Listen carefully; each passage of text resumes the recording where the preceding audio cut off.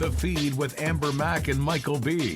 For everything new, now, and next on Canada Talks, Sirius XM 167. Tech Star. Welcome back to The Feed with Amber Mack and Michael B. Group buying with your local community to save money.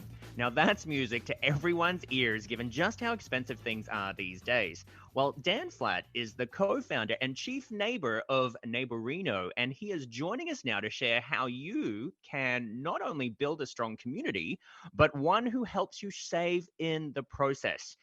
Dan, this seems so obvious, but it hasn't happened. This is brilliant. Thank you so much for being with us. Can you share with us, how did you come up with this idea, and how did you get started? Well, thanks a lot, Michael and Amber. We started Naborino. It actually started as a Facebook group that my wife and I started for the neighbors in our condo building, probably about 7 or 8 years ago. And over time, as more people joined, and we just started seeing a lot more really interesting conversations happening and community starting to form, even just from the practical day-to-day life of living in a building together with people who would otherwise be strangers. So over time, started just really paying attention to all these different things that seemed to be really interesting that were going on in this type of community group that was specifically for people who lived in the same apartment or condo building.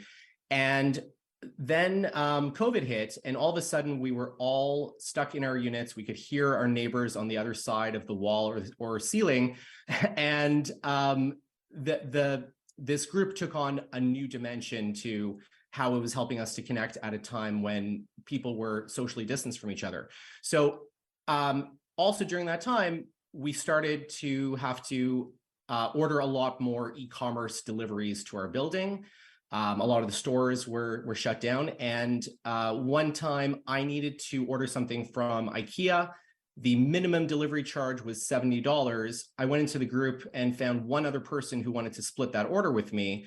We both saved a whole bunch on shipping at that point. So that's when it kind of clicked for me that there was something more here that we could do with group buying, specifically with very, very local communities. And we're starting with apartment and condo building communities where in a big city like Toronto and in a lot of other big urban centers, community just doesn't naturally happen as much as it does in some other settings. I wanted to ask sort of logistically how this works, because I know even going out to dinner with a group of friends, when you actually get the bill, it can be very stressful. So how do you make this process simple in terms of making sure that everybody has the opportunity to save, you all work together? What sort of enforces or aids that level of collaboration? Yes. So we act as that middle trust layer. When Naborino members, we call them Naborinos, when they start a community in their local building, they will all see a marketplace that has a variety of offers that are structured around if a minimum number of people join that deal, then a discount will unlock. Kind of like the very early days of Groupon, if you remember that. And we will collect credit card authorization from everybody who wants to join the deal. There will be an expiry time. So right now we're just doing it every Friday. That's when that week's deals end and the next week's deals begin. And if the deal has met the minimum number of orders, we charge everybody's credit card and everything gets shipped to one point of contact. So it's a community leader who has that role in each building, and then they actually handle the last door distribution, as we call it. So there's a little bit of a delivery logistics innovation that we're working on at the same time as the social and the commerce.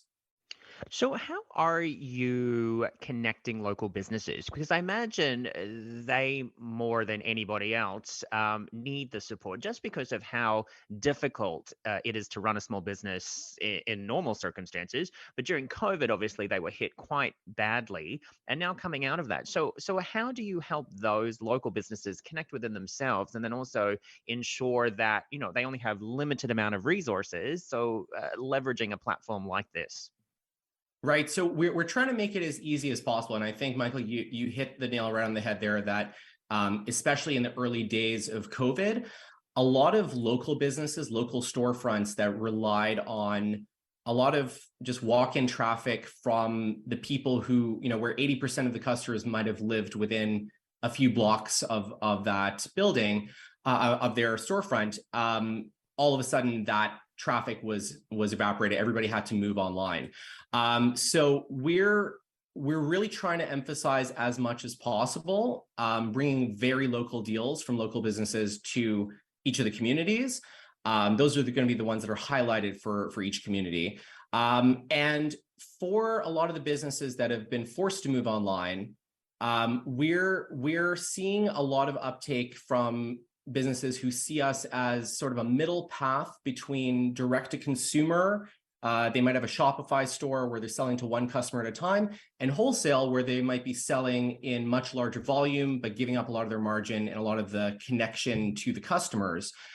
So we're kind of a middle path that still has some of those elements of direct to consumer, but there's this fun dynamic that increases the brand loyalty and brand affinity as groups of customers discover the brand together, shop together, and they're increasing the average cart size by maybe not one order at a time, but 10 orders, 20 orders at a time, all going shipped together in one delivery to the same point of contact, which brings down delivery costs.